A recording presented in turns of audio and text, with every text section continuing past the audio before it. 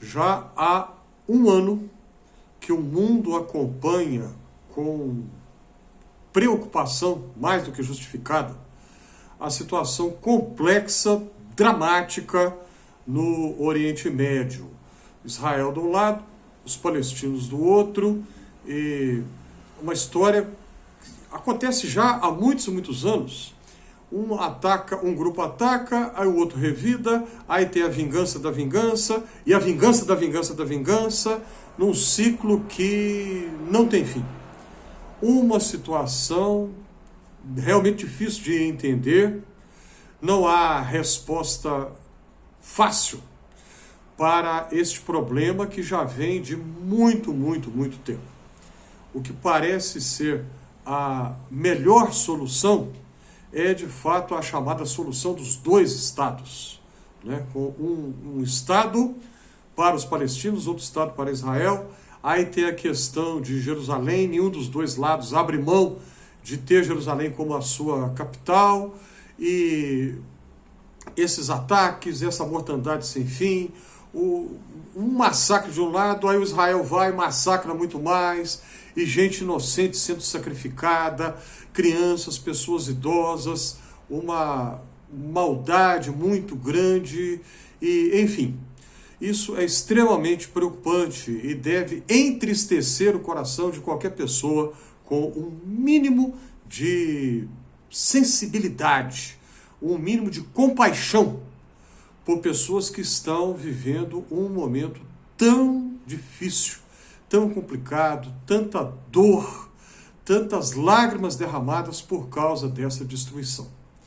No caso, pensando aqui na perspectiva do Brasil, um país que vê a sua população evangélica aumentar muito, já tem alguns anos que a população evangélica no Brasil cresce muito, e parece, pelo que a gente percebe, parece que por enquanto esse crescimento ainda não deu sinal de cansaço. Parece que a população evangélica ainda está numa curva ascendente, né, num ritmo de crescimento. Em geral, os evangélicos têm a tendência de apoiar o Estado de Israel em tudo, literalmente tudo. Tudo sem exceção.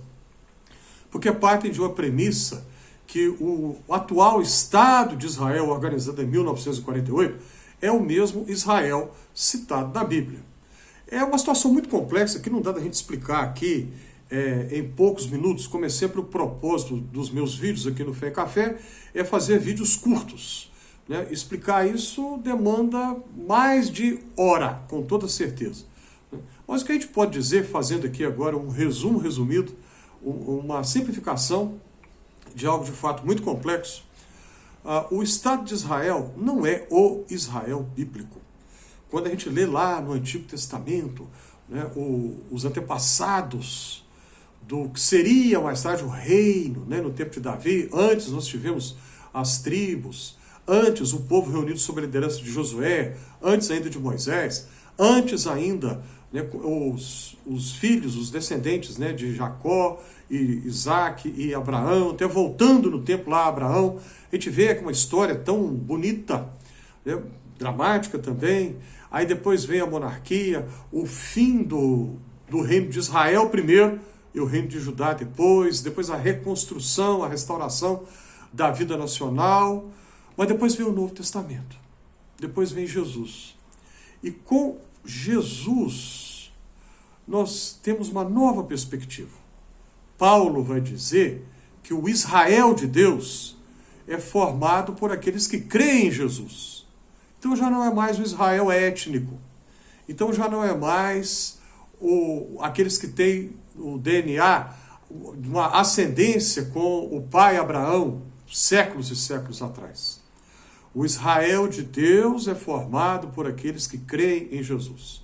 Independentemente de sua etnia, independentemente da questão histórica, qualquer laço histórico com Israel.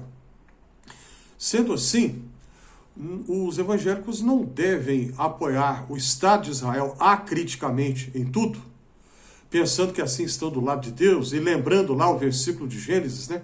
Abençoarei os que te abençoarem, amaldiçoarei os que te amaldiçoarem.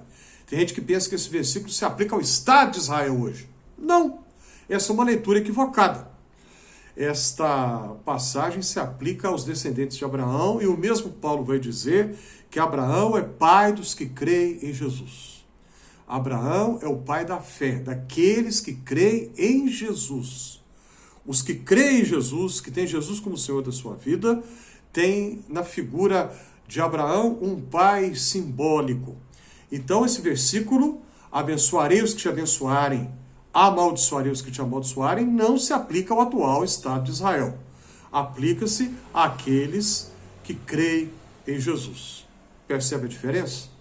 Nós devemos orar pela paz dos dois lados, pela restauração dos dois lados. Há muita dor envolvida, muito sofrimento.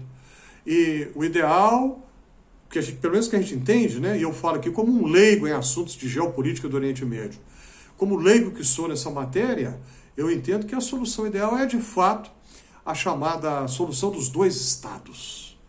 Né? Os dois estados, Israel de um lado, a Palestina do outro, para que eles possam reconstruir as suas vidas sem essa escalada de violência cada vez maior. O Líbano sendo atacado e o Irã também se envolvendo, outros países, né, importantes na região têm se mantido neutros, né, como a Arábia Saudita. Enfim, só estou citando isso para mostrar como que é uma situação complicada que não admite, não permite soluções ou explicações ou falas simplistas, porque tem muitos fatores, né, nessa conjugação aí. É uma equação, de fato, complexa, bastante complexa. Mas o ideal de todos deve ser buscar a paz. Buscar a paz. A paz para os palestinos, a paz para os israelenses, a paz para o mundo inteiro. Jesus foi chamado de príncipe da paz. E quem segue a Jesus deve se esforçar e buscar a paz, empenhar-se por alcançar a paz, pedir a Deus que a paz aconteça e que este círculo vicioso de violência termine. Se você achou que esse conteúdo faz sentido, clica na mãozinha do joinha, coloque nos comentários suas impressões e sugestões, ajude a compartilhar, inscreva-se aqui no Fé e Café, e se você já se inscreveu, minha gratidão.